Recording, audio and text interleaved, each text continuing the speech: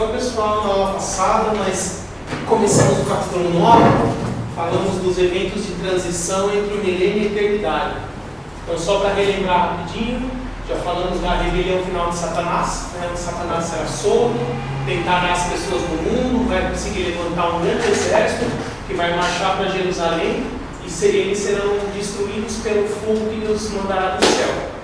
Depois disso, ocorrerá a destruição da antiga criação, essa atual criação, onde todas as coisas dessa terra serão desfeitas pelo fogo.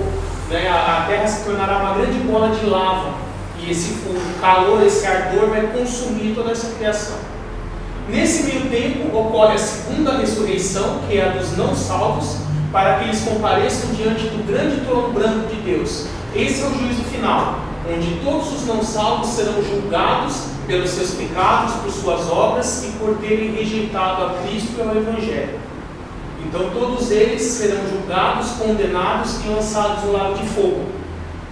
E juntamente com eles, logo em seguida, os anjos caídos também serão condenados, lançados no lago de fogo.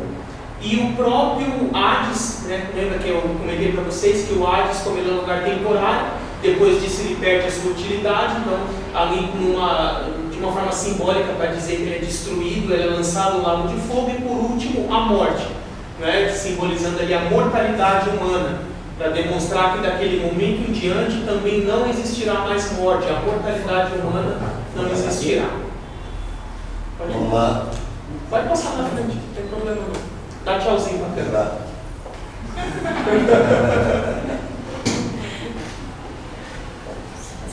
Certo, nós estamos na página 234 agora. Eu vou falar dos novos céus e nova terra, que é o último evento de transição aqui do milênio para a eternidade. Já é, na prática, o começo da eternidade, Então vamos ver aqui os textos bíblicos que falam a respeito desses novos céus e nova terra. Aqui na página 235, nós temos aqui 2 Pedro, capítulo 3, versículo 13, que diz assim: Todavia, de acordo com a sua promessa, esperamos novos céus e nova terra, aonde habita a justiça. E o trecho de Apocalipse 21, versículos 1 a 7, eles nos falam de uma forma um pouco mais completa sobre esse novo céus e nova terra. Diz assim: Então vi novos céus e nova terra, pois o primeiro céu e a primeira terra tinham passado, e o mar já não existia. Vi a cidade santa, a nova Jerusalém, que descia dos céus da parte de Deus, preparada como uma noiva adornada para o seu marido.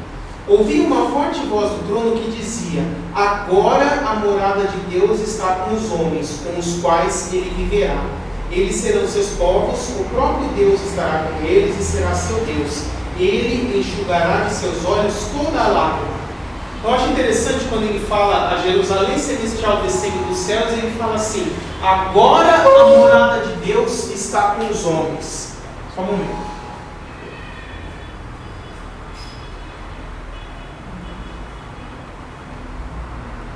Do outro lado. Fala que pode entrar por aqui e subir.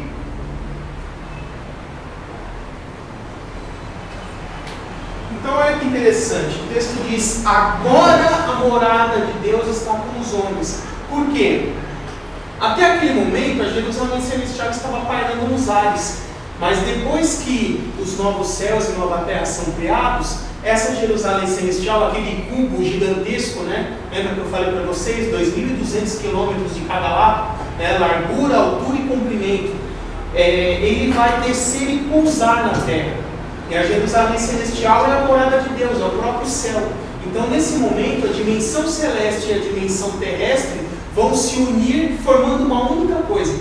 Então, na eternidade, não vai mais existir nenhuma separação entre a dimensão celeste, no sentido de a morada de Deus, o céu, e essa criação, essa nova criação que será refeita. Tudo será unido numa única coisa, sem nenhum tipo de separação. Tá? Vamos continuar lendo.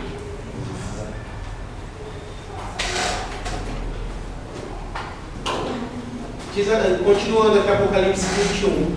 Não haverá mais morte, nem tristeza, nem choro, nem dor, pois a antiga ordem já passou. Aquele que estava sentado no trono disse: estou fazendo novas todas as coisas. E acrescentou: escreva isso, pois essas palavras são verdadeiras e dignas de confiança. Disse-me ainda: está feito. Eu sou o Alfa e o Ômega, o princípio e o fim. A quem tiver sede, darei de beber gratuitamente da fonte da água da vida. O vencedor herdará tudo isso, e eu serei seu Deus, e ele será meu filho. Para complementar o entendimento de vocês, eu vou até continuar lendo o Apocalipse 21, para vocês verem que daqui para frente, ele vai nos dar mais detalhes de como é a Jerusalém celestial, o formato, né, as especificações. Então, versículo 8 em diante, diz assim: mas os covardes, os incrédulos, os depravados, os assassinos, os que cometem imoralidade sexual, os que praticam feitiçaria, os idólatras e todos os mentirosos, o lugar deles será no lago de fogo que arde com enxofre. Esta é a segunda morte. Esse texto é pesado, né? Então precisa refletir.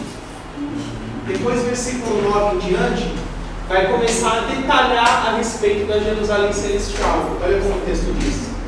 Um dos 7 anjos que tinham as 7 taças cheias das últimas 7 pragas aproximou-se e me disse: venha, eu lhe mostrarei a noiva, a esposa do Cordeiro. Ele me levou no espírito a um grande e alto monte e mostrou-me a cidade santa, Jerusalém, que descia dos céus da parte de Deus. Ela resplandecia com a glória de Deus, e seu brilho era como de uma joia muito preciosa, como jaspe, clara como cristal. Tinha um grande e alto muro com 12 portas, e 12 anjos junto às portas. Nas portas estavam escritos os nomes das 12 tribos de Israel. Havia 3 portas para o oriente, 3 portas para o norte, 3 portas para o sul e 3 portas para o ocidente.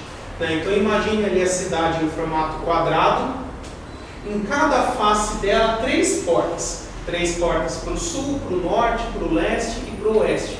E em cada uma das portas, em cima escrito o nome de um dos patriarcas do povo de Israel. Então vai ter lá, porta de Judá, porta de Isacar, porta de Zebulon, porta de Benjamim, e assim por diante, né? O muro da cidade tinha 12 fundamentos, e nele estavam os nomes dos 12 apóstolos do Cordeiro, né? Então ali na base, nos alicerces do muro, né, ele tinha ali 12 fundamentos, 12 alicerces, e em cada alicerce o nome de um dos apóstolos. Então, o alicerce ali de Pedro, João, Tiago e assim por diante. E eu gostaria de comentar esse trechinho, né? Porque tem gente que tenta defender a existência do título de apóstolo na atualidade, né? Que nem tem lá o apóstolo Valdomiro, por exemplo, e tantos outros que se auto-intitulam apóstolos, né? Quer perguntar alguma coisa? Está mão levantada? Não, não precisa. Ah, tá. E 2 coisas que eu percebo a esse respeito. Primeiro, nós não vemos em nenhum lugar da Bíblia homens ungindo alguém a apóstolo. Vocês podem ver o livro de Atos, as cartas, qualquer lugar você não vai encontrar. E se realmente essas pessoas fossem chamadas de apóstolos, por que a Bíblia aqui diz que lá no fim dos tempos, né, lá na eternidade, ele diz que a Nova Jerusalém terá nos alicerces dos seus muros os nomes dos 12 apóstolos? Quer dizer, lá na eternidade, depois que já acabou tudo, não tem mais nada para acontecer, a própria Bíblia diz, só tem 12, que são os mesmos 12 lá da época de Jesus. Então, ao meu entendimento, esse é um dos textos que demonstra que não existe título de apóstolo na atualidade. Isso foi uma invenção humana. Foi uma forma de simplesmente estabelecer uma hierarquia acima de pastor. É uma tentativa do que, mais ou menos, o que a Igreja Católica faz, né? Tem padre, bispo, arcebispo, papa. Fica uma hierarquia gigantesca, parecendo um exército. Mas, biblicamente, nós não temos que, fora os 12 ungidos por Jesus lá no Novo Testamento, que depois existiriam outros e que seriam ungidos outros apóstolos.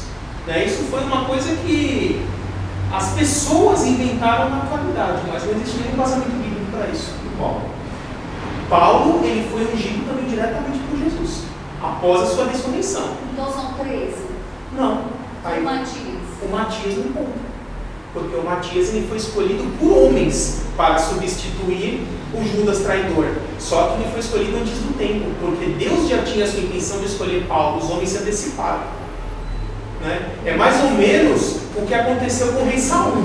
Deus já tinha a intenção de ir lá na frente ungir Davi rei. Mas quando Saul foi ungido, Davi não tinha nem nascido.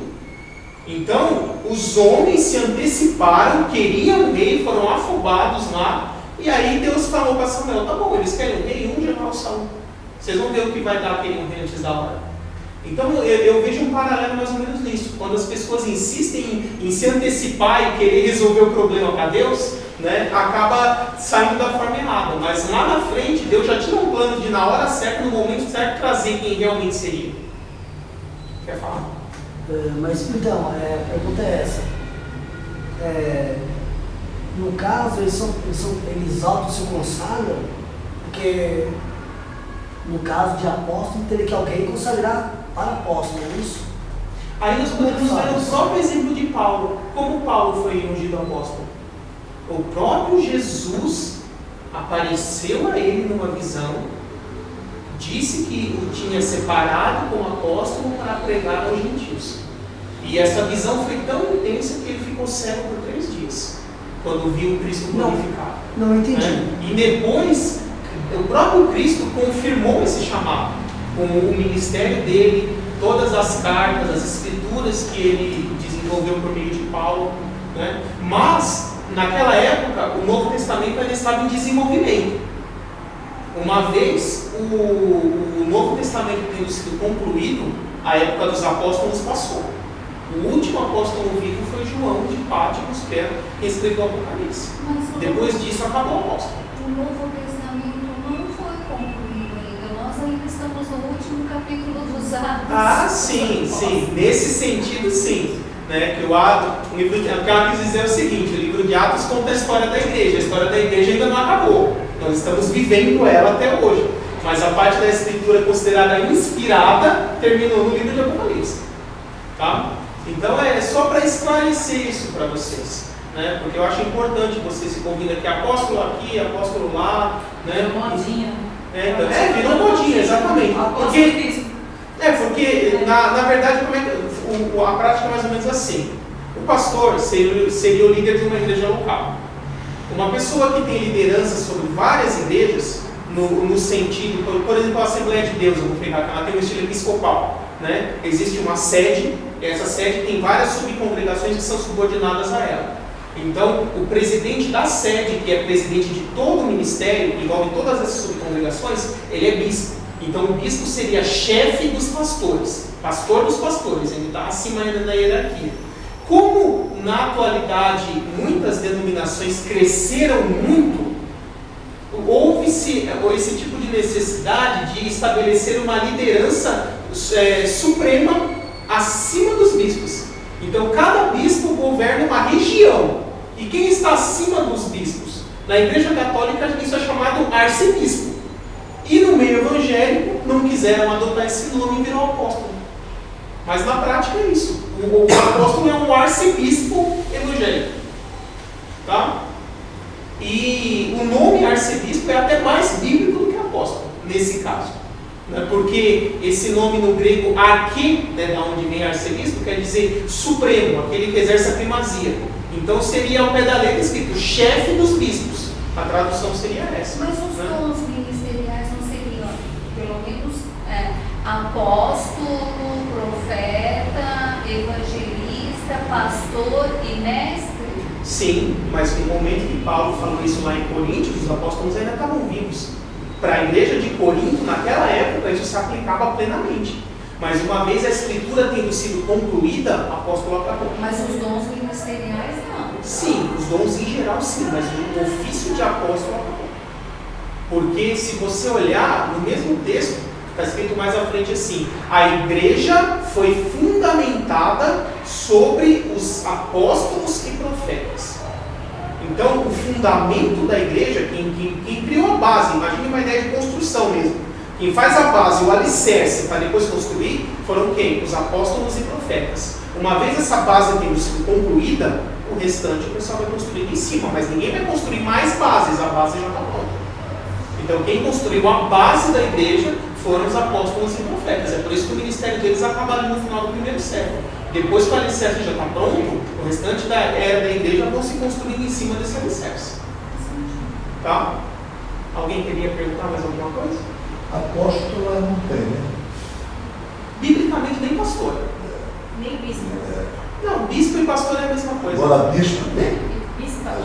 Bispo, eles colocam o nome de bispo. Sim, eu estou falando biblicamente. Ah, não. Né? Eu só Hoje é normal se ver falar pastora, bispa, né? Mas biblicamente você não vai achar no livro de Atos, por exemplo, nas cartas paulinas, uma mulher sendo ungida pastora, uma mulher sendo ungida a bispo, né? Hierarquicamente, o nível mais alto que se acha de título para mulheres é diaconisa. Acima disso não tem Raquel era pastora de ovelhas, era fazendeira, não tem nada a ver com o título eclesiástico. Então, Mas é boa essa pergunta, porque isso é um argumento que se utiliza. O pessoal pega lá Gênesis 24 e fala aqui, ó, Raquel era pastora, só que é pastora de ovelhas, ela criava ovelha, no sentido de fazendeiro. Né? Não tem nada a ver com o líder eclesiástico. Verdade. Ah, mas isso é bom você ter falado isso, porque eu já vi isso usado como argumento. Olha aqui, ó, tá na Bíblia, Gênesis 24, Raquel era pastora. Ah, tá bom. E o outro era pecuarista, o outro era agricultor. Isso não é líder eclesiástico, não tem nada a ver uma coisa com a outra. Né? É porque geralmente, quando você pergunta a respeito disso, eles usam esse texto. Isso. Mas aí você precisa ver a definição de pastora naquele texto. Não tem nada a ver com liderança eclesiástica. Esse nome, pastor como liderança eclesiástica, adquiriu esse sentido só no Novo Testamento, né? Por causa de Jesus, que disse: eu sou o bom pastor, o pastor da vida pelas ovelhas. Falou para Pedro: pastorei meu rebanho. Então foi nessa conotação. Mas aí no Novo Testamento, pastor é sinônimo de bispo, né? Que bispo no grego é episcopos, né? Que seria aquele que lidera a igreja. É a mesma coisa, por exemplo, E no dicionário é presbítero. Bispo e presbítero é a mesma coisa. é presbítero, ele já tem outra definição. Então, mas né? no dicionário, bispo... É sinônimo, né? Então, é que no sentido católico é a mesma coisa. Mas a origem, a palavra grega de presbíteros, ela quer dizer ancião. Ao pé da letra, presbítero quer dizer ancião. Mas em que sentido? A sociedade naquela época ela era formada de clãs familiares. Então, cada clã tinha o seu líder, que normalmente era o homem mais velho daquela família. Era o patriarca, era o ancião daquela família. Então, nessa sociedade patriarcal, ele exercia a liderança sobre toda a família dele. Então, é nesse sentido que se adquire esse título de presbítero, que é o ancião, é o líder que exerce liderança naquele pequeno grupo. É o ancião que exerce a liderança naquele pequeno grupo. Até se nós podemos comparar, por exemplo, o cacique de uma tribo de índio, né? Ele é uma espécie de ancião, um xamã. O sentido é mais ou menos o mesmo. É aquele mais sábio, mais experiente que exerce a liderança sobre aquele pequeno grupo. É nesse sentido que existe a palavra presbítero. E depois vem o título eclesiástico, né? Mas a ideia que ela contém é essa. Tá? Uma mulher que faz libertação, faz cura, ela está inclusa na Bíblia aonde? O que ela é? Ela é uma cristã com um dom de cura. Ah, somente isso. Porque dom qualquer cristão pode ter. Dom e título são duas coisas completamente diferentes. É por isso que também não existe profeta no Novo Testamento. Sabia disso? Não existe profeta. Existe cristão com dom de profecia. Profeta tinha no Antigo Testamento. Eu não sabia disso. Né? No Antigo Testamento o profeta era um título. No Novo Testamento existem cristãos com dom de profecia. Ele não se tornou profeta por causa disso. Porque não existe mais profeta. Existe cristão com dom de profecia, cristão com dom de cura, cristão com dom de revelação e assim por diante. E, inclusive, a mesma pessoa, ela pode ter vários dons. Então, aquele que tem o dom de profecia é profeta. Então, aquele que tem dom de cura é curandeiro? Não. É um cristão com dom de cura. Né? Aquele que tem dom de revelação é o revelador. Também não. É o oráculo, né? Piorou. Não, é um cristão com dom de revelação. Porque o dom não tem nada a ver mais com o título. É um cristão com aquele dom. Isso não dá nenhum título para ele. Agora, os títulos dentro da igreja são sempre em questão de liderança. Né? Tem o diácono, que a palavra diácono, ao pé da letra em grego, quer dizer aquele que serve, é servo. Então são as pessoas que servem na igreja. Qualquer pessoa que exerce um serviço na igreja, aos olhos de Deus é um diácono, tendo título ou não. Então a pessoa que está lavando a louça lá na cozinha da igreja, está sendo diácono. Limpou o banco, está sendo diácono. Varreu a igreja, limpou o banheiro, fez qualquer tipo de ajuda, de atividade na igreja, no sentido de servir, está sendo diácono. Recepcionou as pessoas lá na entrada, no culto, cumprimentou, conduziu ao banco, está sendo diácono. Né? É lógico que existe o título formal, que são aquelas pessoas que formalmente lhes é atribuída essa responsabilidade de realizar aquele serviço. Mas isso não impede que outras pessoas, de forma voluntária, executem o serviço também. Né? Tá? E aí depois tem o presbítero, que é um cargo já é de liderança, né? Ele é no sentido de ancião, né? E seria uma liderança abaixo do pastor. Né? Depois tem o pastor, que já é um cargo de liderança um pouco maior, está acima do presbítero. E na igreja atual, biblicamente falando, acaba no pastor. Aí o que pode ter, falando assim, enquanto organização humana, né? Entenda aí a associação, né? CNPJ. Pode ter o pastor auxiliar, o pastor presidente, o pastor da sede, o pastor de uma subcongregação. Aí existe uma hierarquia entre eles. Mas, biblicamente falando, o título mais alto é pastor, na atualidade. Esses apóstolos de escritura, então, estão pegando? De certa forma, sim. Talvez até por ignorância. Mas na Bíblia, pô, o que você explicou para a gente aí, eles sabem. Mas a questão é a interpretação, porque tem gente que acha que isso se aplica aos dias de hoje. Né? Não entende que isso acabou lá atrás, que tinha um propósito específico para isso. Porque isso é perigoso. Né? Se vocês forem parar para pensar, quem escreveu o Novo Testamento? Foram os apóstolos. Então, uma pessoa que se intitula apóstolo hoje, ele pode chegar ao absurdo de começar a escrever coisa e atribuir que aquilo tem inspiração divina. Porque se a pessoa fala assim, Pedro escreveu, eu era apóstolo, eu também sou. Não, mas já acontece, muita gente que escreve coisas e que não tem inspiração. E isso a gente vê até hoje. Por exemplo, tem um monte de coisa que o Bispo Macedo escreve para os seguidores da Universal, aquilo é inspirado por Deus, é regra, é norma. Né? E aí que nós começamos a perceber quando uma denominação começa a caminhar para virar seita. Porque os adventistas começaram assim. Eles pegaram os escritos de Ellen White, que escrevia muita coisa que não tinha na Bíblia, várias até contrárias à Bíblia, e atribuindo inspiração divina que ela é uma apóstola, teoricamente. Né? Eles chamavam de profetisa, mas na prática dá mais ou menos na mesma. A mesma coisa os testemunhos de Jeová. Né? Exatamente, pegaram lá os Charles Taze Russell, né, fundador do movimento Testemunho de Jeová, não, o que ele escreve, que depois virou os escritos da Sociedade Torre de Vigia, né, eles costumam colocar em inglês, Watchtower, né, para ficar mais difícil de entender, que não, aquilo é tão inspirado quanto a Bíblia.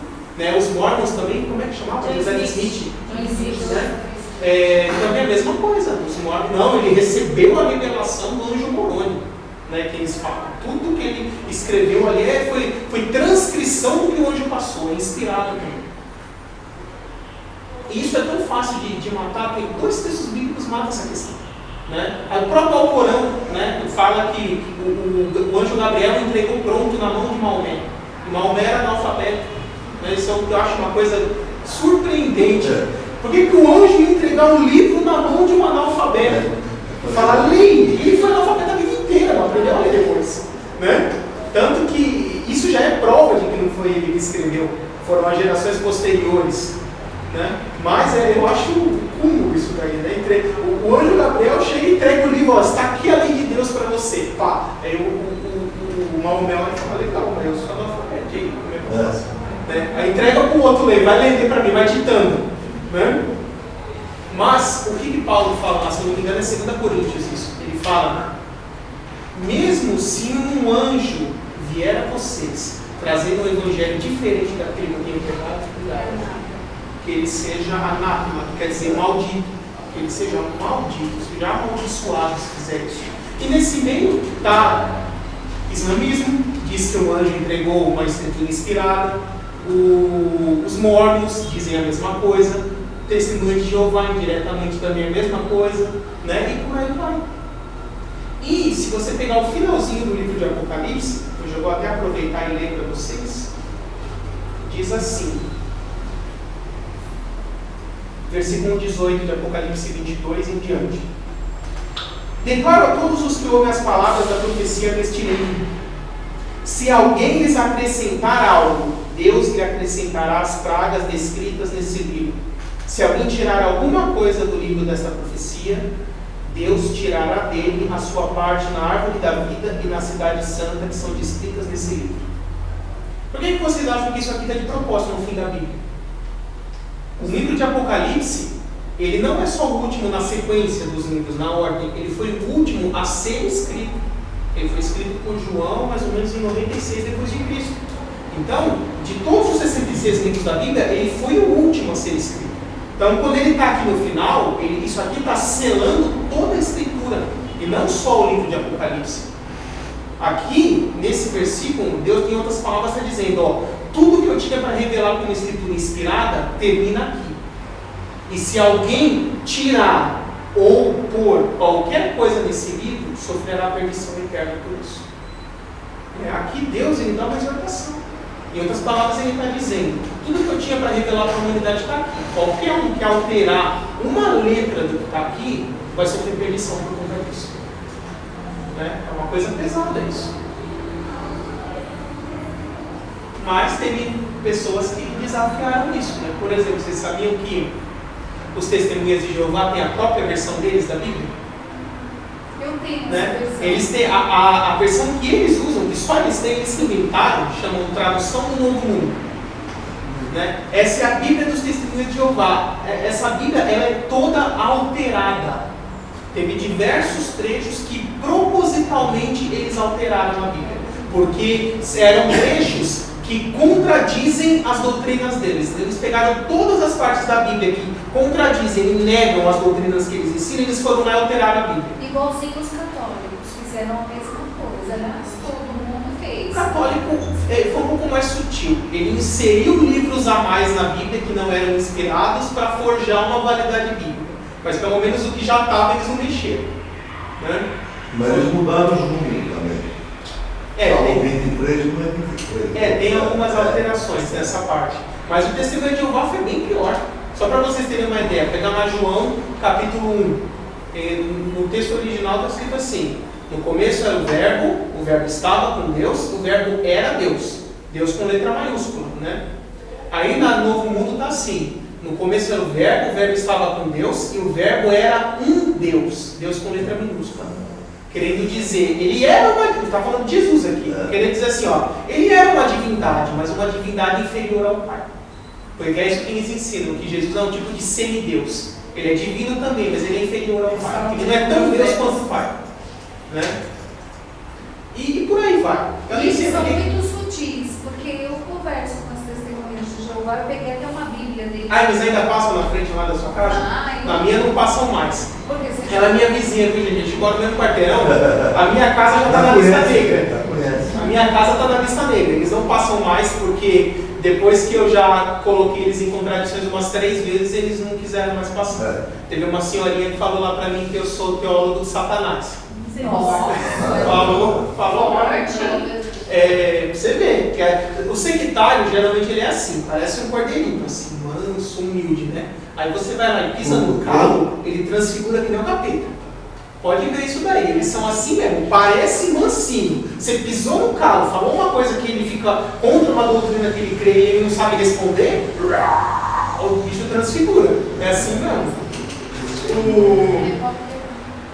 Mas vamos continuar, gente, porque eu já fugi muito do assunto aqui. Vamos ver aqui mais o que fala sobre a Jerusalém Celeste. Olha aqui o versículo 15. O anjo que falava comigo tinha como medida uma vara feita de ouro para medir a cidade, suas portas e seus muros. A cidade, aqui que falava formato, ó, 16. A cidade era quadrangular, de comprimento, largura e altura iguais. Lembra que você perguntou, Heber? Ele mediu o muro e deu 65 metros de espessura, segundo a medida humana que o anjo estava utilizando. Já imaginou isso? É a grossura do muro. 65 metros de espessura o muro da cidade. Você já imaginou isso? É como se fosse da frente até o fundão da igreja, lá só o muro. Uma avenida, né? Que página está na Bíblia? Bíblia? Na Bíblia, no livro do Apocalipse 21. E depois, a respeito do tamanho, ele continua dizendo assim, ó, antes disso ele dá mais detalhes. O muro era feito de jaspe e a cidade era de ouro puro, semelhante a vidro puro, né? Então uma espécie de ouro translúcido. Lembra que eu falei? Uma mistura de ouro e cristal. É como se fosse o meio termo dessas duas coisas. Os fundamentos dos muros da cidade eram ornamentados com toda sorte de pedras preciosas. O primeiro fundamento era ornamentado com jaspe, o segundo com safira, o terceiro com calcedônia, o quarto com esmeralda, o quinto com sardônio, o sexto com sárdio, o sétimo com crisólito, o oitavo com berilo, o nono com topázio, o décimo com crisópraso, o 11º com jacinto e o 12º com ametista. As 12 portas eram 12 pérolas, cada porta feita por uma única pérola. A rua principal da cidade era de ouro puro, como vidro transparente. Então, essas 12 portas, que tem 3 para cada lado, elas são redondas, elas são pérolas. Então imagina assim, como se o vão da porta fosse redondinho e a porta é uma pérola, né, que abre e fecha assim no formato dessa pérola. E cada porta é feita de um tipo de pedra preciosa diferente. Aqui eu precisaria conferir, não tenho certeza do que eu vou falar, mas essas mesmas 12 pedras preciosas, se eu não me engano, eram as 12 pedras que ficavam no peitoral do jaleco do sumo sacerdote de Israel. Se vocês olharem lá em Levítico, se eu não me engano, tem lá que ele tinha o peitoral do sumo sacerdote e era decorado com 12 pedras preciosas. Se eu não me engano, são essas mesmas 12 aqui. Então ele tem bastante ligação com isso. Continuando. Não vi templo algum na cidade, pois o Senhor, Deus Todo-Poderoso e o Cordeiro são o seu templo. A cidade não precisa de sol nem de lua para brilhar sobre ela, pois a glória de Deus a ilumina e o Cordeiro é a sua candeia. As nações andarão em sua luz e os reis da terra lhe trarão a sua glória. Suas portas jamais se fecharão de dia, pois ali não haverá noite, ou seja, ficarão constantemente abertas. A glória e a honra das nações lhe serão trazidas. Nela jamais entrará algo impuro, nem ninguém que pratique o que é vergonhoso ou enganoso, mas unicamente aqueles cujos nomes estão escritos no livro da vida do Cordeiro. Aqui depois ele começa a falar do rio de Deus, mas da Jerusalém Celestial é mais essa parte. Então, só para complementar, para ficar um pouco mais detalhado para vocês. Depois tem um texto bastante interessante aqui, o próximo no livro, página 235, Isaías 65, versículos 17 a 19. Antes de ler, eu já vou até comentar. É muito comum me perguntarem o seguinte: lá na eternidade a gente vai lembrar de como foi a nossa vida aqui na Terra, do que a gente fez, do que a gente não fez, né? Alguns eles até dizem assim como argumento: temos que lembrar, porque lá no tribunal de Cristo, onde cada um será galardoado de acordo com as suas obras, nós temos que lembrar quais foram essas obras para poder receber o galardão. Então, quando a pessoa me pergunta assim, depois dessa vida, nós vamos nos lembrar do que fizemos na vida passada? E aí eu respondo assim, sim e não. E aí geralmente a pessoa olha e fica assim, e aí, o que quer dizer isso? São dois momentos distintos, pessoal. Então, o primeiro momento é entre a morte e a ressurreição. O período que a pessoa já está morta, lá no paraíso, aguardando a ressurreição. Nesse intervalo de tempo, a pessoa se lembrará. Nós vemos isso pela passagem do rico e o Lázaro, lá em Lucas 16, lembra lá no capítulo 6? Mas, após a ressurreição, já na eternidade, no novo céus e nova terra, olha o que Isaías 65 nos revela. Diz assim: pois vejam, criarei novos céus e nova terra, e as coisas passadas não serão lembradas, jamais virão à mente. Alegrem-se, porém, e regozijem-se para sempre no que vou criar, porque vou criar Jerusalém para regozijo, e seu povo para alegria. Por Jerusalém me regozijarei, e em meu povo terei prazer. Nunca mais se ouvirão nela voz de pranto, de choro e de tristeza. Por que ele relaciona isso? As pessoas não vão se lembrar e nunca mais vai se ouvir voz de choro e de tristeza. Justamente para o outro lado da coisa. Imagina se você vai para a eternidade no céu, se lembrando da sua vida passada. A vida passada fica meio espírita, né? A sua vida terrena. E aí você vê que o seu pai não está lá na eternidade no céu, a sua mãe, o seu irmão, o seu vizinho, pessoas que você amava, e aí você fica sabendo, ó, você não está aqui, é porque está lá no lado de fogo, então essa pessoa se perdeu. Isso não iria comprometer a sua alegria lá no céu? Você iria se entristecer em saber que o ente querido não se salvou, né? Então esse é um dos motivos do porquê Deus vai fechar a conta do passaporte. Ele vai fazer com que na eternidade toda a nossa vida passada seja esquecida, seja apagada. Né? Versículo 17 me diz bem isso. Né? Pois vejam, criarei novos céus e nova terra, e as coisas passadas não serão lembradas, jamais virão à mente. Quer dizer, nem aquele pensamento rápido de relance, assim, um flash, né? que geralmente o psicólogo fala assim, né? Nem isso não terá. Nós não teremos memória nenhuma de como foi a nossa vida terrestre, mortal aqui, quando já estivermos na eternidade. E um dos motivos que eu entendo é justamente o que está ali nos versículos posteriores. Porque se as pessoas se lembrassem, iria ter voz de pranto, de choro, de tristeza, por perceber que aquelas pessoas, que algumas que você amava, não se salvaram. E isso é um dos motivos do porquê Deus vai fazer todo mundo esquecer. Tá? Ficou bem claro essa parte? Nossa, amor, uma dúvida. Nós já comentamos isso aqui. Eu ouvi uma pregação que me deixou em dúvida novamente. Um pastor dizendo que o Espírito é de Deus e o sopro divino dele que nos pôs na alma. Você me explicou diferente. Espírito e sopro divino é a mesma coisa. A palavra espírito, que nós temos no português,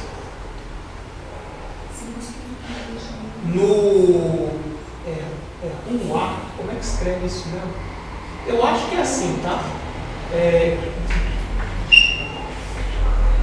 Em hebraico, no Antigo Testamento, ele é assim, ruá. E em grego, que é o Novo Testamento, é pneuma. É daí que vem até o pneumático. Certo. E isso aqui tem o mesmo significado, quer dizer sopro. Então a tradução literal de espírito, da palavra que nós temos espírito, é sopro. Então o espírito já é o sopro de Deus, já é o sopro divino. Por isso, espírito e sopro divino, ou sopro de vida, são a mesma coisa. Mas me diz a alma, de onde surgiu? Como ela apareceu? Se ela existe? A alma, ela é imaterial, ela não existe de forma física, né? Mas Deus, no momento da concepção do ser humano, ele faz o quê? Ele cria a alma daquele ser humano, insere naquele corpo que está começando a ser gerado e sopra o seu espírito, sopra o fôlego de vida para que aquela matéria que está em formação adquira a vida como um ser humano. Então é um sopro de vida que é a alma. Não, o sopro de vida é o espírito. A alma é a sua mente. Certo. A sua mente, os seus pensamentos, a sua memória, a sua vontade, os seus sentimentos. Isso foi do nosso livre-arbítrio que nós estamos adquirindo, então, formando a alma. Não, a alma é inerente ao ser humano. Todo ser humano já é criado com ela. Deus cria a alma no momento da concepção do ser humano.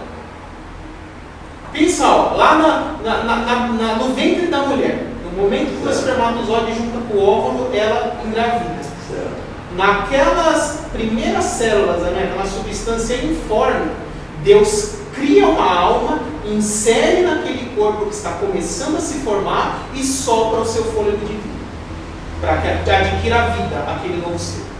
O sopro de vida é o O Espírito. sopro de vida é o Espírito. Então, sopro primeiro vem a formação da alma, depois... É tudo junto, né? Mas são coisas distintas. Aí é aquilo que eu te expliquei na outra aula em particular. Se você é dicotomista, mas é que eu ouvi uma pregação, aquilo me... Vamos perguntar novamente. Provavelmente quem falou isso é dicotomista. Ele entende que alma e espírito são partes da mesma coisa. Né? Mas a crença mais comum no meio batista é tricotomista. Que alma é uma coisa, espírito é outra. A analogia que eu acho mais simples e mais fácil de entender é a do computador. Principalmente para quem mexe com isso, é assim, ó, corpo é o hardware do computador. Está lá HD, memória, placa-mãe, a parte física, palpável. A alma é o software do computador.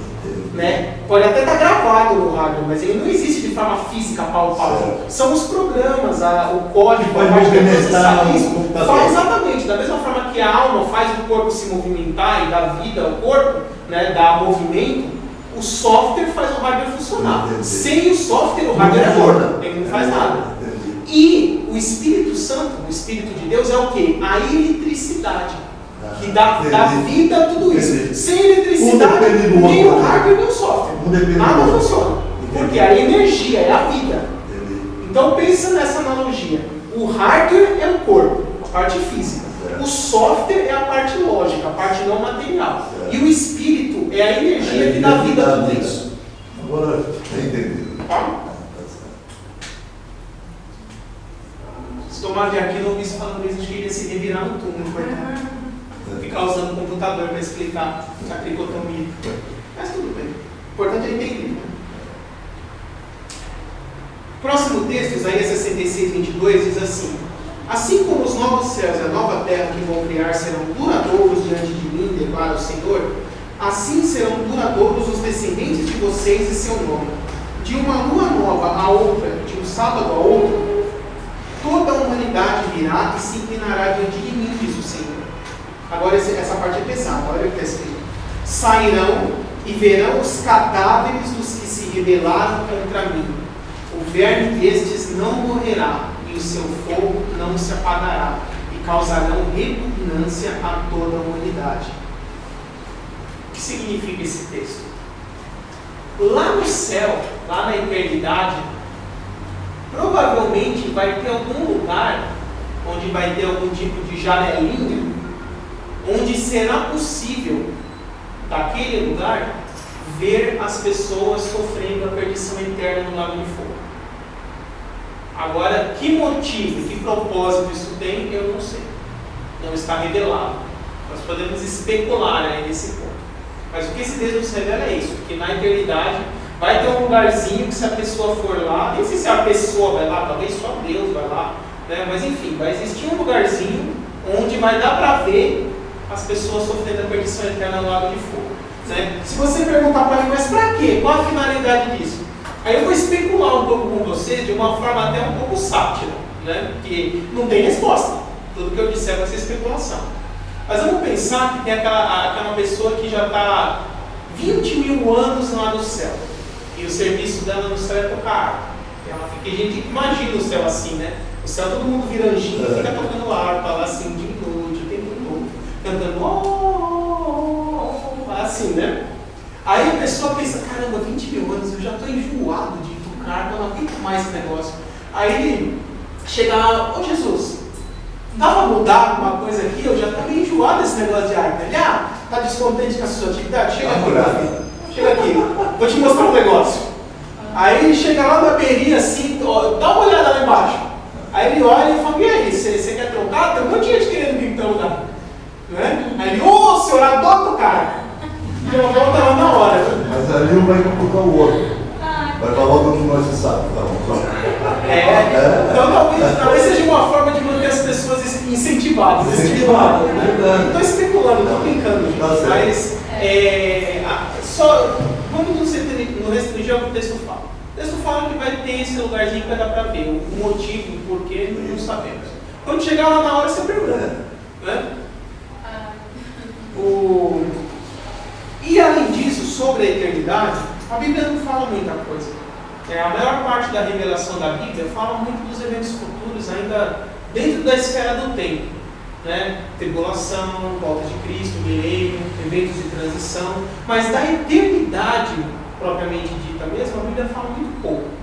Né? E eu acho que fala pouco porque provavelmente nós não somos capazes de entender. Porque, de uma forma racional, a gente só pensa assim, a eternidade é uma coisa que nunca vai ter fim. Então tudo bem, passa 1000 anos, vai estar existindo igual. Passar 100 mil anos, vai estar existindo igual. Passar 100 milhões de anos, ainda vai estar igual. Né? Como? Né? Então, enquanto nós estamos nessa natureza carnal, humana, limitada, nós não somos capazes de entender isso em plenitude. Eu acho que é justamente por isso que Deus não se preocupou em revelar muita coisa, porque nós não seríamos capazes de entender. Então tem um texto aqui, 1 Coríntios 2, versículo 9, que eu acho que Paulo conseguiu sintetizar, da forma mais simples possível, a ideia a respeito da eternidade. Né? Aqui no finalzinho da página 236, diz assim: olho nenhum viu, ouvido nenhum ouviu, mente nenhuma imaginou o que Deus preparou para aqueles que o amam. Almeida é mais poética nessa parte. Né? Nem olhos viram, nem ouvidos ouviram, nem jamais penetrou em coração humano o que Deus tem revelado, o que Deus tem preparado para aqueles que o amam. O que eu entendo desse texto? Imagina se você estivesse lá naquele filme Todo Poderoso, lá do Morgan Freeman. Deus se materializasse, personificado assim para você. E chegasse e falasse: meu filho, diz aí como que você quer que seja a eternidade. Me dá ideias, me dá sugestões. E aí você fala: quero assim, quero que tenha isso, tenha aquilo. Depois que você faz, tem certeza que é só isso? Não quer pôr mais nada? Ah, não, então tá bom, vou pôr mais isso. Aí depois que você terminou, aí Deus pega e olha e fala assim: você duvida que se você deixar para eu fazer do jeito que eu estou pensando, vai ficar muito melhor do que isso aqui, ainda vai te surpreender? Né? E a ideia é essa. A eternidade será uma coisa tão boa, tão indescritível, que mesmo os melhores pensamentos e as melhores expectativas que nós possamos ter em todos os aspectos, quando nós chegarmos lá, vai ser muito melhor do que nós imaginávamos e Deus vai nos surpreender a todos. Então, mesmo se você pensar como será o melhor possível que você consegue imaginar em todos os aspectos, quando você chegar lá vai ser bem melhor do que isso e você vai ficar surpreso porque não foi capaz nem de imaginar como seria. E é isso que esse texto diz. Né? Nem olhos viram, nem ouvidos ouviram, nem entrou em coração humano. Quer dizer, nenhum homem viu, nem ouviu, nem conseguiu imaginar como vai ser a eternidade com Deus. E eu acho que esse texto aqui sintetiza tudo. Então nem adianta a gente ficar tentando muito especular. O que nós temos é que ter confiança na palavra e entender. Vai superar as melhores expectativas. Mesmo se você pensar as melhores coisas possíveis, vai ser bem melhor que aquilo e Deus vai te surpreender. Tá? E essa será a eternidade com Deus. Agora vamos rapidamente para o capítulo 10. Né? Que aqui no capítulo 9, a cronologia da linha do tempo, né, da escatologia, acabou. Né? Depois da eternidade, é a eternidade. Não tem mais o que fazer. E o capítulo 10, ele nem existia na primeira edição. Eu coloquei da segunda em diante. Ele é um anexo para explicar o livro de Apocalipse. Porque normalmente as pessoas têm muita dúvida no livro de Apocalipse, acham o livro complexo, difícil de entender. Né? E eu fiz esse capítulo para mostrar para vocês que o livro de Apocalipse é muito mais simples e muito mais fácil de entender do que a maioria das pessoas imagina. Basta que ele seja lido e interpretado da forma correta. A grande maioria das pessoas não entende o Apocalipse porque interpreta errado. A primeira coisa, o primeiro erro que as pessoas fazem: acabou de se converter, não conhece nada de Bíblia. Ah, legal, quero saber como vai ser o futuro. Vamos lá, Apocalipse. Quer dizer, não leu nada, não conhece nada, não sabe nem que foi Abraão, Isaac e Jacó, né? E vai lá querer olhar o Apocalipse. Por que o Apocalipse é o último livro da Bíblia? Quando você compra um livro, seja qualquer livro, você vai direto para o último capítulo para ler o fim da história? Ai, né? eu gosto de fazer isso. Mas você consegue entender em plenitude? Lendo só o Mas final. eu gosto de saber o final para depois. Curiosa, né? Curiosa. Aí olha o final, o assassino era o mordomo. Já estava escrito isso. Aí já lê tudo de Ah, quê? eu vou querer saber por que matou, né? Então, mas vamos tentar pensar, vou colocar aqui uma Mas eu não tive essa intenção de ver o Apocalipse, não. É. Eu comecei mesmo. Eu assisti um vídeo essa semana, o pastor da Igreja Batista Redenção, me chama Marcos Samuel. Ele colocou uma observação, eu achei muito boa. Ele falou que a igreja cristã normalmente se divide entre os escatofóbicos, que são aqueles que morrem de medo de escatologia, morrem de medo de Apocalipse, não quer ler, se for ler de noite vai ter pesadelo, não vai dormir. Não, mas é verdade, né? eu vejo gente assim, eu Né? nem leio Então, tudo. é o mesmo escatofóbico. eu vejo Né? gente assim. E na outra ponta tem o escatomaníaco, que é o viciado em escatologia. É aquele que lê a notícia no jornal, a bolsa caiu 5 pontos. Nossa, isso é preparação para o governo do anticristo. Né? Vai começar a ter chip no carro ano que vem, uma marca da besta no carro. É o escatomaníaco, aquele que vê escatologia em tudo. Então temos que ficar no meio, né? Não ser nem o escatofóbico, nem o escatomaníaco. Temos que estar no meio. E o Apocalipse, nós temos que ter esse equilíbrio. Então a primeira coisa, se ele é o último livro da Bíblia, ele foi feito para ler por último. O certo para a pessoa entender bem o Apocalipse é ler todos os 65 livros antes, para depois ler o Apocalipse. Né? Você pega lá um filme bem grande, tipo Trilogia Senhor dos Anéis. Né? Cada filme deve ter umas 3 horas e meia. Aí você assiste a última meia hora do último filme e quer entender a história inteira. Não vai entender nada. Né? É a mesma coisa. Né? A Bíblia como um todo, ela conta uma história só, tem que pegar a história do começo. Tá? Mas eu vou ajudar vocês um pouco mais nisso no decorrer do capítulo. Antes disso, Pastor, oi. o pastor Carlos está fazendo um café lá, porque eu falei que 9 horas a gente ia parar aqui, porque eu queria fazer um Tá, cafezinho. falta pra 5 gente. ainda. 9 horas eu paro. Já libero vocês das 9. Dá tempo de pegar um domicílio. Então eu só quero falar para vocês um pouco sobre o dispensacionalismo, né? Porque a interpretação que eu vou passar aqui para vocês é a interpretação dispensacionalista do livro de Apocalipse. E o que é dispensacionalismo? O dispensacionalismo ele é uma corrente teológica que surgiu há cerca de 200 anos, né? Não surgiu, mas se estruturou, se consolidou há cerca de 200 anos, com um teólogo chamado John Nelson Darby. Ele era um teólogo inglês. Né? E esse teólogo, aconteceu o seguinte com ele: ele era solteiro, não tinha filhos, já era pastor na época, e ele sofreu um acidente de cavalo.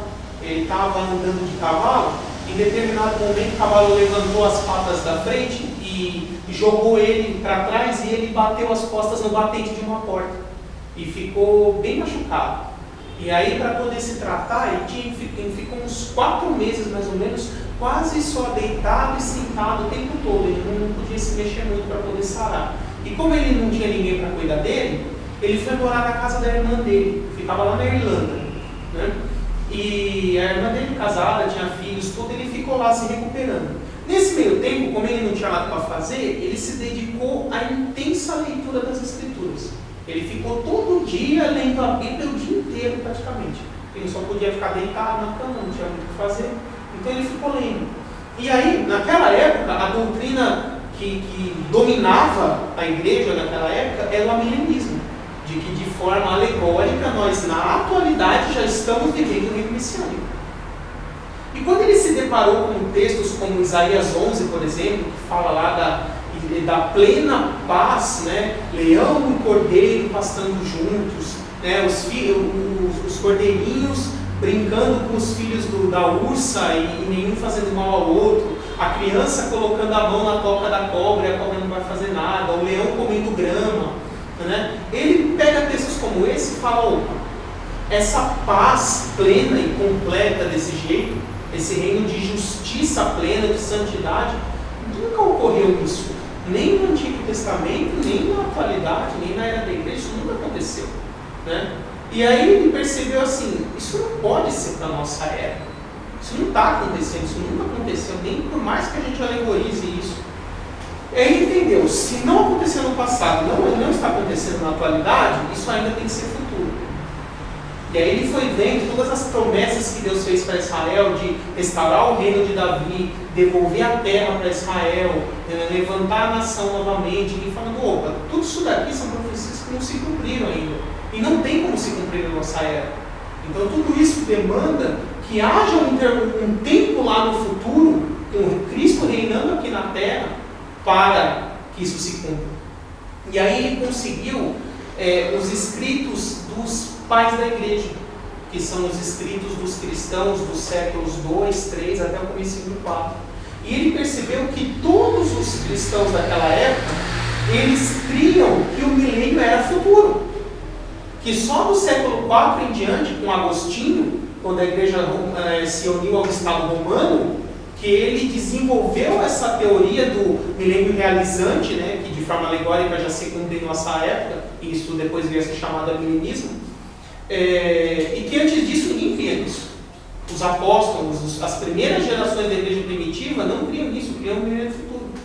E aí ele deu esse insight, de falar, opa, então o milênio deve ser futuro mesmo. E aí ele entendeu que igreja e Israel eram duas entidades distintas no plano de Deus. E que Deus tinha planos com a igreja e outros planos com Israel. E os dois serão cumpridos, cada um no seu tempo.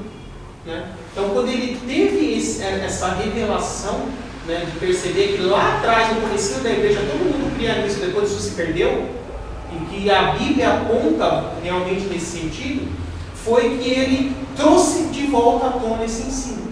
E o que é o dispensacionalismo? É a corrente teológica que entende que Deus subdividiu a história da humanidade em várias eras. E cada era regida por um conjunto de regras, de normas, que Deus dava ao homem. Esse conjunto de regras é chamado de aliança. E o tempo, o período dessa era, o tempo que essa aliança estava valendo, é a chamada dispensação. Então, vou dar alguns exemplos para vocês. Quando Deus criou Adão e Eva, antes deles pecarem, Ele fez uma aliança ali, deu algumas ordens. Se multipliquem, sejam férteis, exerçam domínio sobre toda a criação, né? Comam de todo o fruto do jardim, menos da árvore do conhecimento do bem e do mal.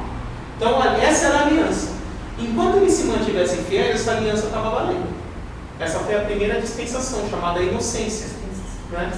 Então, qual foi o tempo de duração? Indefinido, não sabemos em números, mas foi desde quando Adão e Eva foram criados até o momento que eles pecaram. Depois que eles pecaram, Deus mudou a aliança, porque Adão quebrou aquela primeira. E aí ele fala agora, maldita será a terra por sua causa, com sofrimento você vai trabalhar na terra para tirar o seu sustento dela, né? Pelo suor do seu rosto você vai comer do pão a cada dia até que volte à terra, até que morra. Para a mulher, falou, você vai ter um parto com dores, né? As suas dores serão multiplicadas. Então, não sei se alguém de vocês teve parto natural e achou ruim a dor, né? Tudo isso foi culpa da Eva. Tá? Vocês podem chegar lá no eu céu. xinguei bastante nessa época. Né? Não, foi culpa de Adão que não tomou conta da Eva, porque a ordem foi dada para Adão. Eu E falei Adão isso, estava brincando. próximo de Eu vou- nada. E ainda depois jogou a culpa em Deus, Tá. falou que a culpa era de Deus. Não, é dos dois, né? Eu reclamei Mas de ela Adão, falou mas- assim, ó, essa mulher aí que me deu pra mim. A mulher que Ele já empurrou pra cima dela. O pessoal até conta a historinha, né? É. Fala que o Adão virou para ele e falou, a culpa é da Eva. Aí a Eva olhou para trás e falou, a culpa é da cobra. Aí a cobra olhou para trás e não tinha ninguém lá, ferrou. Fala que a historinha é mais ou menos essa. Mas continuando. Então, depois que eles pecaram, Deus deu outra aliança, e esse período de quando o homem pecou até o dilúvio com Noé, foi chamada dispensação da consciência.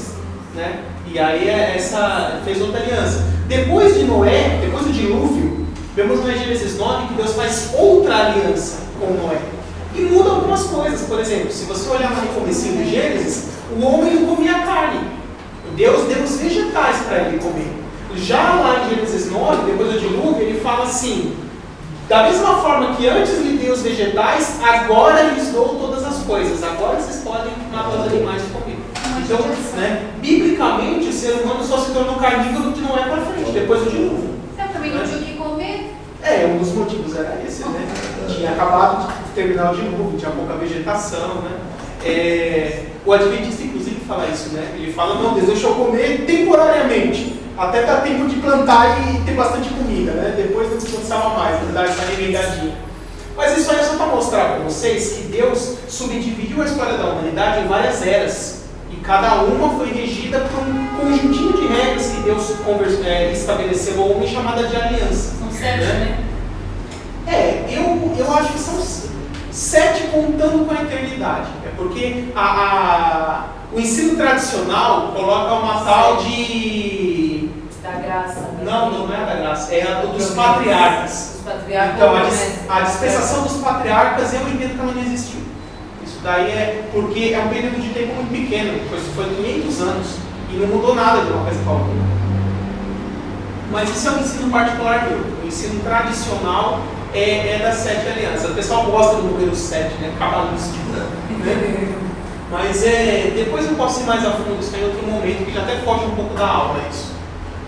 Então é isso aí, pessoal. Agora, depois do intervalo, eu vou começar a explicar para vocês. Primeiro eu vou falar sobre o conceito de dispensacionalismo que já existia na igreja primitiva. Vou mostrar textos de Tiago, de Paulo, de Pedro e outros apóstolos, mostrando que, pelo que eles falavam, que eles já criam de forma implícita nas crenças básicas do dispensacionalismo, embora isso não tenha sido desenvolvido na época deles. Tá bom? Então vamos para o intervalo e aí depois eu vou entrar nesse assunto. Muito bom. Então, capítulo 10, livro de Apocalipse. Eu vou explicar para vocês sobre textos bíblicos que mostram que a igreja primitiva já tinha as crenças básicas do dispensacionalismo. Então, um desses textos que eu quero mostrar para vocês é Atos 15. Primeiro eu vou explicar o contexto disso aqui. Em Atos 15 aconteceu o seguinte: os apóstolos estavam reunidos ali em um local, comendo uma refeição, um jantar ali. E Pedro, ele estava sentado junto com os gentios, comendo com eles, inclusive provavelmente carnes que a lei de Moisés considerava como impura, como carne de porco, por exemplo. Né? E ele estava lá numa boa, conversando com eles, comendo. Quando chegou o pessoal do grupo dos judeus, ele ficou constrangido, saiu da mesa dos gentios, foi sentar na mesa dos judeus e parou de falar com eles. E largou quem estava comendo lá, se sentiu constrangido. Por quê? Esse grupo dos judeus que se converteram a Cristo, todos os primeiros cristãos eram judeus. E eles ensinavam que para ser um seguidor de Cristo, você precisava, por tabela, se tornar judeu também, ou seja, seguir toda a lei de Moisés. Inclusive, eles falavam que tinha que circuncidar, guardar sábado, não comer as carnes dos animais considerados impuros, etc, etc. Né? Quando Paulo viu isso, ele ficou indignado. E aí ele levantou, em outras palavras, parafraseando, ele falou assim: e aí, Pedro, qual é a sua? Você está sentado aqui com os gentios, numa boa com eles, quando os judeus vêm, você sai da mesa e finge que não conhece? Né? Como isso? Por que você está fazendo isso? E aí o Pedro, ele ficou assim, meio assustado com a situação. Ele falou assim: precisamos conversar sobre isso. Precisamos reunir os apóstolos e conversar sobre isso. Conversar sobre o quê? O gentil que entrega a sua vida para Jesus, o gentil é não judeu, você já sabe, que entrega a sua vida para Jesus, deve se tornar por tabela um seguidor do judaísmo, seguir a lei de Moisés ou não?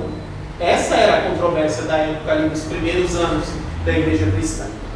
E então eles formaram um concílio chamado Concílio de Jerusalém, porque eles combinaram um dia, uma data, uma hora para entender. Não, está fazendo.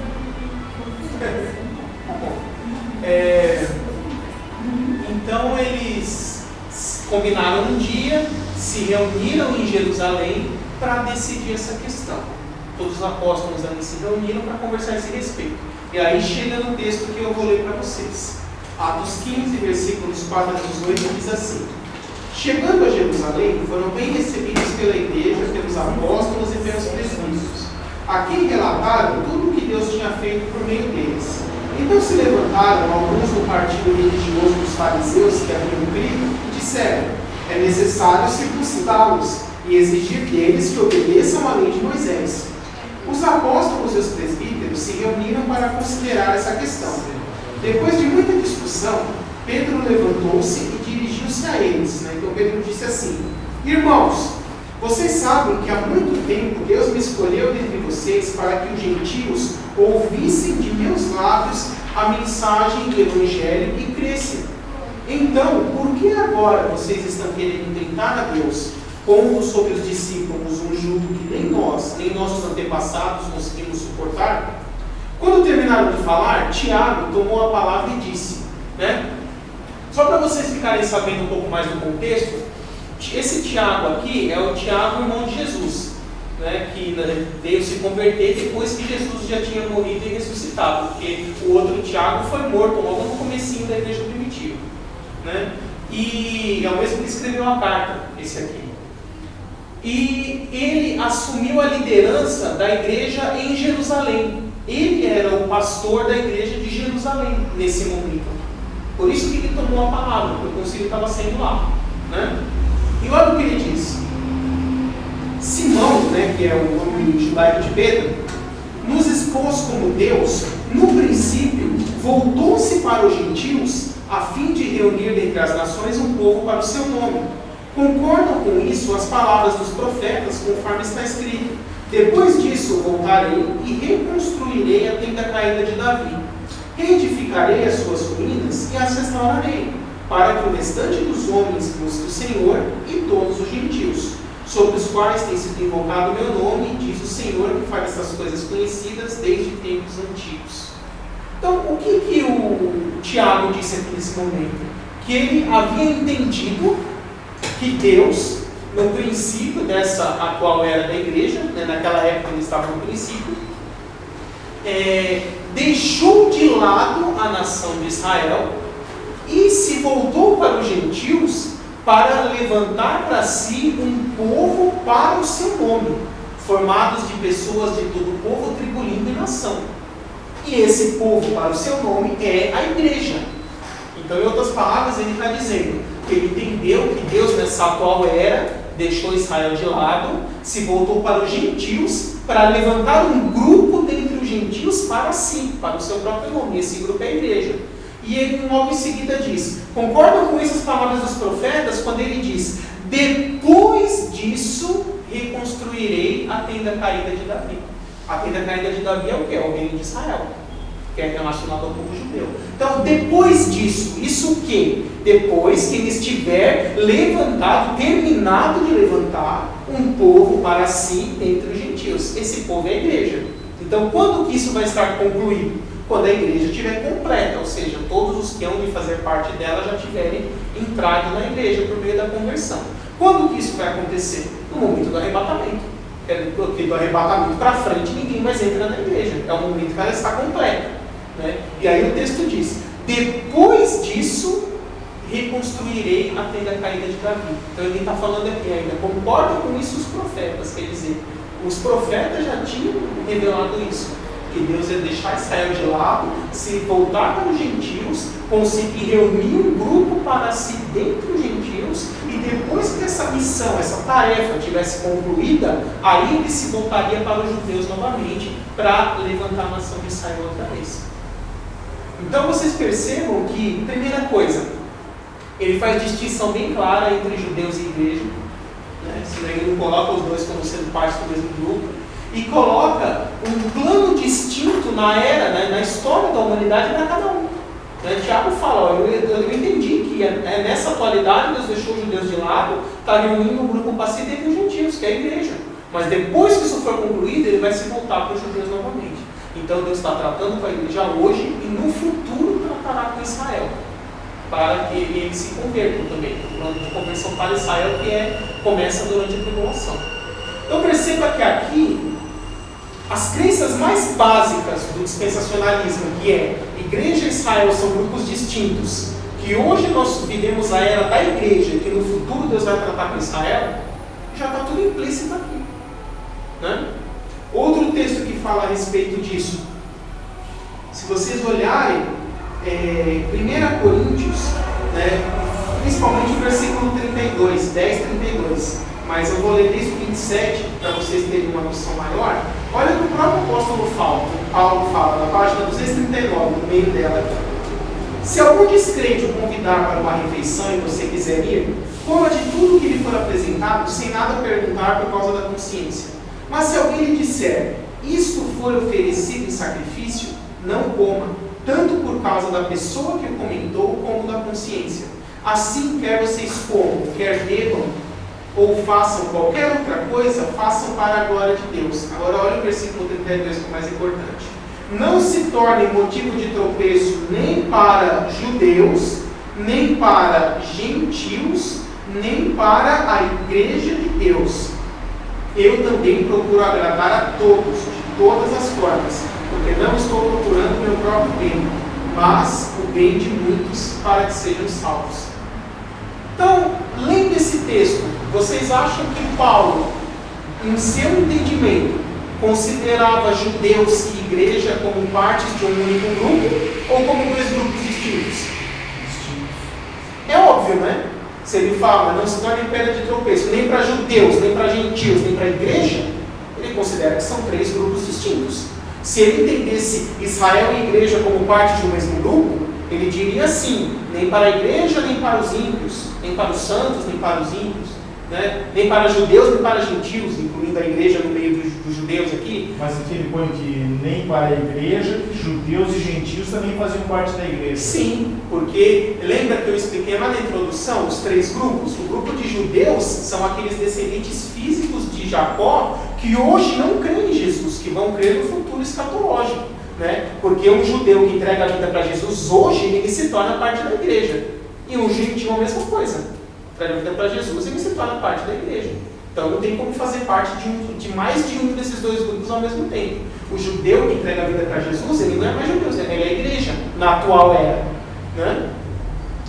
Então, percebam, lá em Atos 15, Pedro fala que foi chamado para pregar os gentios. Depois, logo em seguida, Tiago toma a palavra e fala, Simão, que é Pedro, nos acabou de expor o que ele disse logo em seguida. E aí ele fala o que eu já acabei de explicar. Então nós já temos aí o testemunho de Pedro, o testemunho de Tiago e o testemunho do próprio apóstolo Paulo aqui em 1 Coríntios 10, todos eles entendendo que igreja e Israel são grupos distintos e que Deus tem planos específicos com cada um desses dois grupos, cada um em seu momento.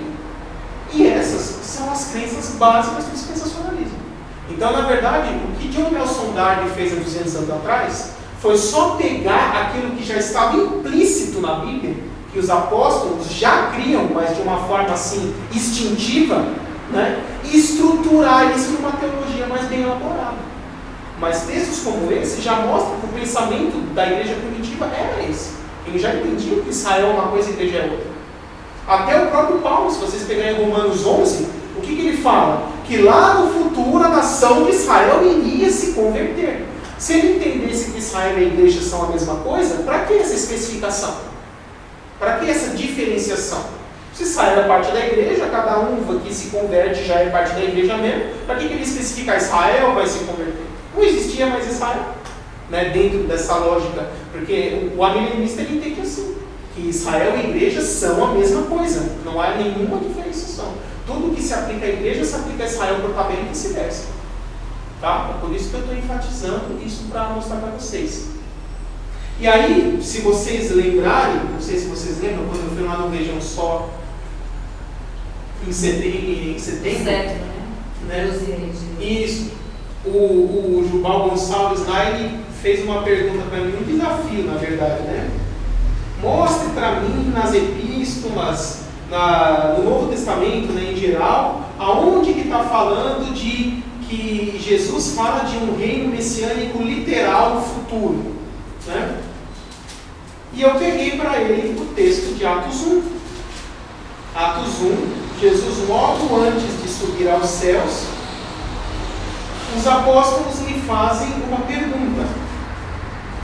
Deixa eu pegar aqui o texto certinho para vocês. Ele diz assim, Atos 1, versículo 6. Então os que estavam reunidos lhe perguntaram: Senhor, é neste tempo que vais restaurar o reino a Israel? Então, Jesus já tinha morrido, já tinha ressuscitado, já tinha passado 40 dias com eles, e os apóstolos estavam assim: beleza, então Jesus já morreu, já ressuscitou, já está glorificado. O que falta? Manifestar o reino, não é? O reino messiânico começar. Todos os profetas do Antigo Testamento anunciaram que o Messias ia trazer o reino messiânico, falta só o reino messiânico. Então a pergunta deles tinha toda a lógica. Né? Senhor, é agora que o Senhor vai começar o reino messiânico? Né? A pergunta foi essa. E é interessante que Jesus, se essa pergunta tivesse, se eles tivessem perguntado uma coisa errada, uma coisa que não existe, esse era o momento perfeito para Jesus explicar. Falar, vocês entenderam errado, o reino não é físico, o reino é espiritual, nós já estamos no reino. Esse era o momento em que ele tinha que falar. Né? Ou então, se fosse uma coisa descabida, ele iria falar a mesma coisa que falou para o saduceu lá em Mateus 22, quando pergunta na ressurreição qual vai ser o marido da mulher que teve 5 maridos durante a vida. Né? Ele falou o quê? Você está perguntando isso daí porque não conhece nem a Escritura, nem tem o poder de Deus. Mas olha o que ele responde. Ele diz assim, ele lhes respondeu: não lhes compete saber os tempos ou as datas que o Pai estabeleceu pela sua própria vontade. Ou seja, ele só falou, não compete a vocês saber quando isso será consumado. Por quê? Porque ele tinha uma missão diferente para os apóstolos naquele momento. Porque ali estava começando a era da igreja. E qual é a missão dos cristãos na era da igreja? Pregar o evangelho a toda criatura, fazer discípulos, para que o evangelho chegue a todas as nações. E por causa desse objetivo, olha o que ele fala logo em seguida.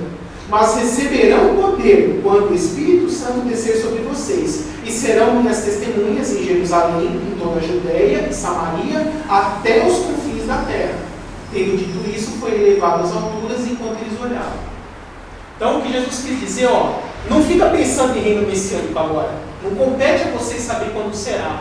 O importante é vocês saberem que eu vou derramar o Espírito Santo, capacitar vocês com poder, para que vocês preguem o Evangelho a toda a terra. Essa é a missão de vocês, igreja, da era da igreja nesse momento.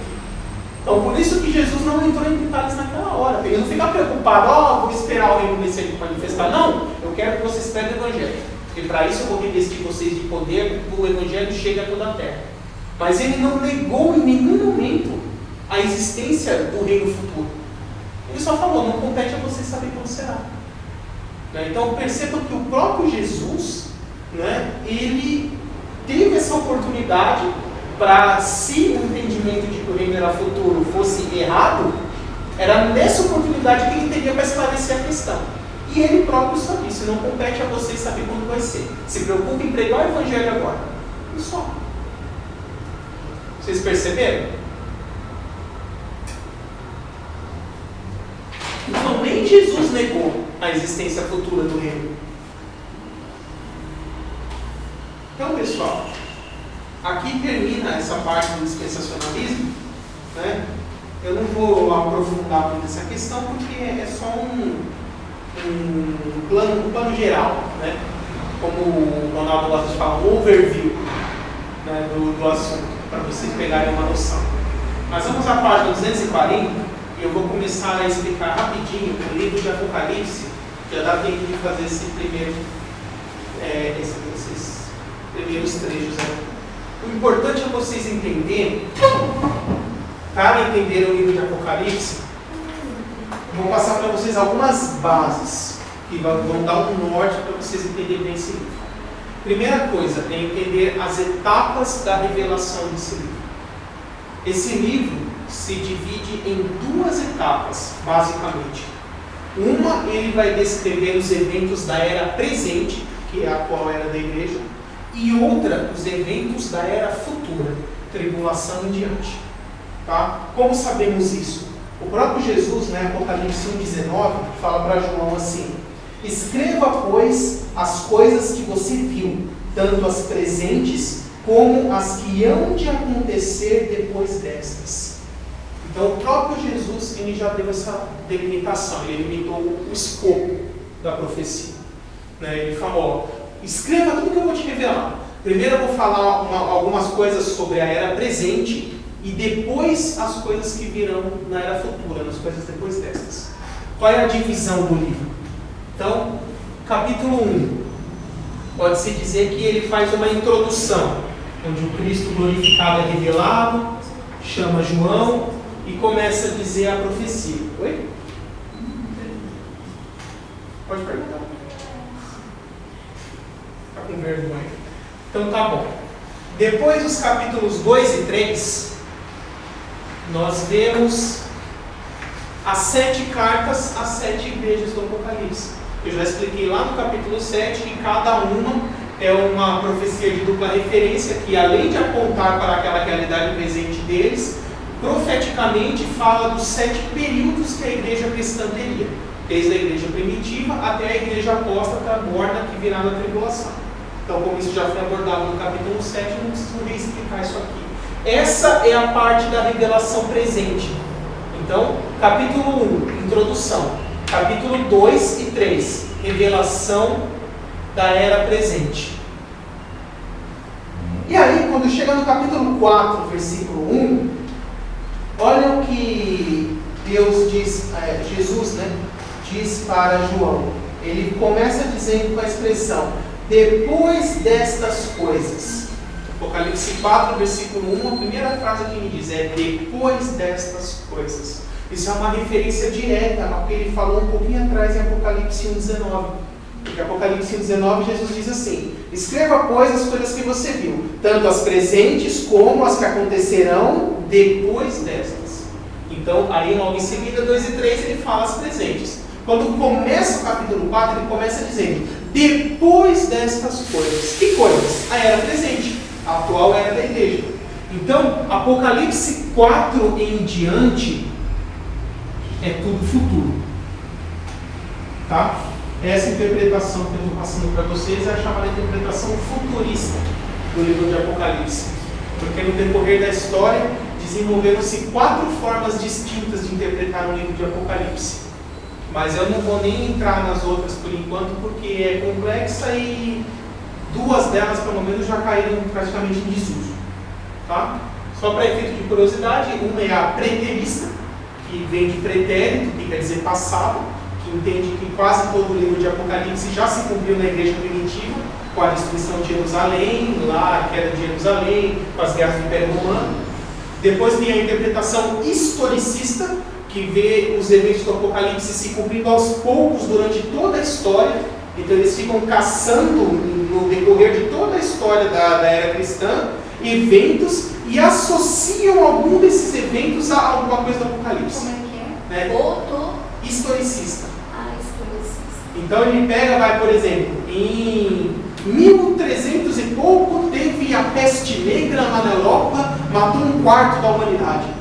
Aí ele pega o Apocalipse e fala: este foi o cavalo preto dos 4 cavaleiros do Apocalipse, foi nesse evento aí.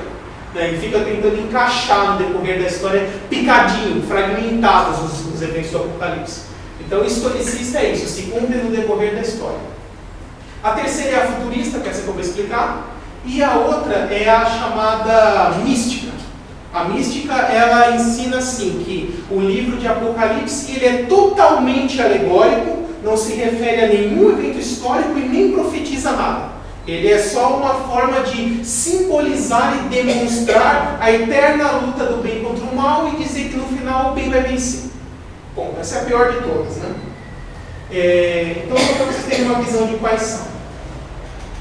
Nós vamos falar da futurista. A futurista. Então, aqui, Apocalipse 4, só vou comentar o capítulo 4, antes de encerrar, diz assim. O texto prossegue dizendo, né? Depois dessas coisas, olhei e diante de mim estava uma porta aberta no céu. A voz que eu tinha ouvido no princípio, falando comigo como trombeta, disse: suba para cá, e lhe mostrarei o que deve acontecer depois destas coisas. Imediatamente me vi tomado em espírito. Essa é a tradução NVI, né? A tradução Almeida diz assim: imediatamente fui arrebatado do espírito. Né? Esse é Apocalipse 4, versículos 1 e 2. Então, vamos comparar Apocalipse 4, versículos 1 e 2 com 1 Tessalonicenses 4, 16 e 17, que acho que é o texto mais clássico que fala sobre arrebatamento. Ele diz assim, Tessalonicenses: pois dada a ordem, com a voz do arcanjo, ressoar da trombeta de Deus, o próprio Senhor descerá dos céus, e os mortos em Cristo ressuscitarão primeiro. Depois nós, os que estivermos vivos, seremos arrebatados com Ele nas nuvens para o encontro com o Senhor nos ares. Então, nós percebemos vários paralelos nesses dois textos. Quais são eles? Primeiro, essa presença dessa voz poderosa que chama a pessoa, o som semelhante a uma trombeta, o deslocamento do indivíduo da terra para o céu e o encontro dos santos com Cristo fora da esfera terrestre. Nós percebemos tanto em Apocalipse 4, versículos 1 e 2, como 1 Tessalonicenses 4, 16 e 17, esses mesmos elementos. Isso são indicativos de que esses textos falam da mesma coisa. Ou seja, de que Apocalipse 4, versículos 1 e 2 está descrevendo o arrebatamento. Tá? Lembra que eu falei lá no capítulo 7, que o arrebatamento é mencionado 2 vezes em Apocalipse? Uma em Apocalipse 3:10, que nós vimos lá no capítulo 7, aquela promessa de que aos fiéis Deus guardaria da hora da provação. E a outra é essa daqui, Apocalipse 4, 1 e 2. É importante entender a ótica, o estilo literário que foi utilizado aqui. Porque o pós-tribulacionista, por exemplo, ele vai argumentar dizendo assim: como pode, nesse trecho, João representar a igreja, ele sendo arrebatado, representa a igreja sendo arrebatada, ele seria uma simbologia que representa a igreja, e no restante todo do livro ele é o próprio João. Porque existe um princípio de hermenêutica que fala que o mesmo símbolo não pode ter dois significados no mesmo livro, né, no mesmo texto. Mas não tem nenhum lugar dizendo aqui que João representa a igreja. João é o próprio João. Então nós temos que entender a ótica dessa revelação. Deus deu uma revelação para João, uma visão. Dentro dessa visão, Deus transporta João para o futuro, para que ele vivencie, né, veja com os próprios olhos os eventos futuros acontecendo. Então, duas coisas a sempre ter em mente.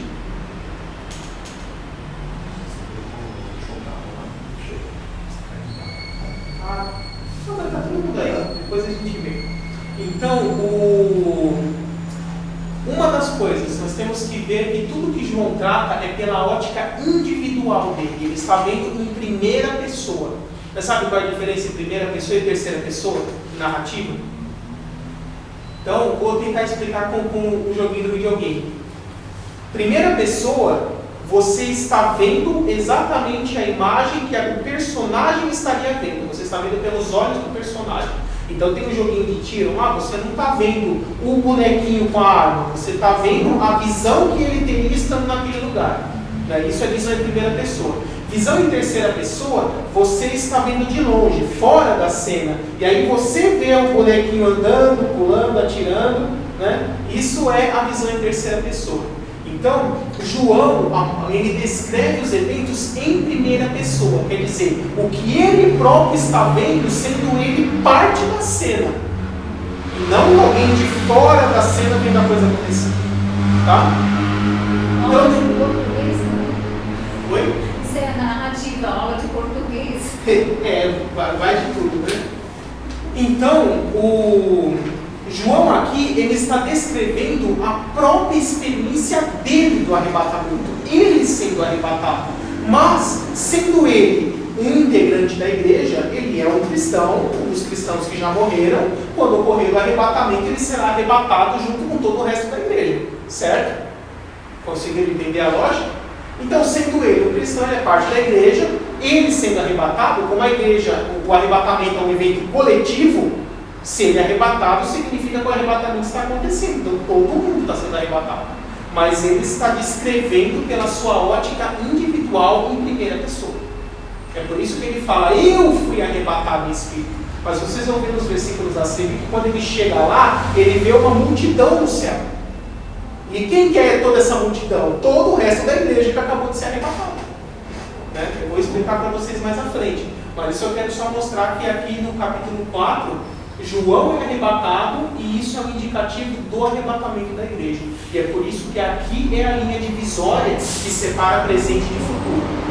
Porque nós ainda estamos no Apocalipse 2 e 3. No finalzinho do 3. Qual é a divisa para o 4? Depois destas coisas, fui arrebatado em espírito. Então aqui é uma descrição do arrebatamento pela ótica individual de João. E daqui para frente, tudo que ele vai relatar é futuro. Tá? E aí na próxima aula eu vou continuar daqui. De Apocalipse 4 em diante, vamos ver tudo que João vê e relata a respeito de como será o futuro. Ok?